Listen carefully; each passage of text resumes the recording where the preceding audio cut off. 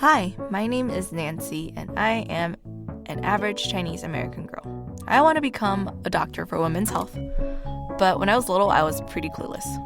In middle school, I thought that people got pregnant from kissing each other, which led to a lot of strange conceptual problems.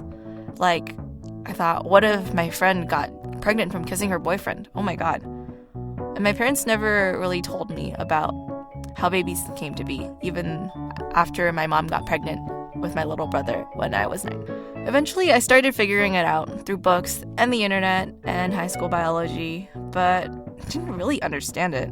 And my teachers that taught sexual education didn't understand that I couldn't go home and ask my parents about sex or masturbation or condoms and all that sort of stuff. My Chinese American community always expected that good Asian girls weren't sexual, were quiet, and only focused on academics. Girls that expressed themselves were slutty and sold out to their Chinese values. But on the other hand, my white friends thought that people who didn't know how to talk about sex were uncool and stereotypical Asians. I decided it was really hard and complicated, so I ignored my sexuality. Until college, where everyone seemed to be talking about casual sex as if it was no big deal.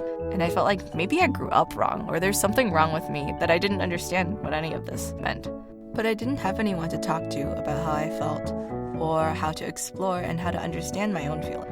One night, after a sexual encounter, I talked to a friend who, instead of asking me how I felt, started telling me that if I had sex with someone that I didn't love, it meant that I was becoming a slut. And at first I was really ashamed, but then I realized that I didn't agree with that. I didn't do anything wrong, I thought, and I felt good about it. It took a few more years of exploring when I could finally figure out how to talk about it with my friends, my Asian friends who had similar experiences, whose parents didn't know how to talk to them about sex. And even though I figured it out, it didn't really mean that my experiences were all rainbows and unicorns now. But I did know 3 things. 1, you don't have to have sex until you're ready, and waiting doesn't make you a prude.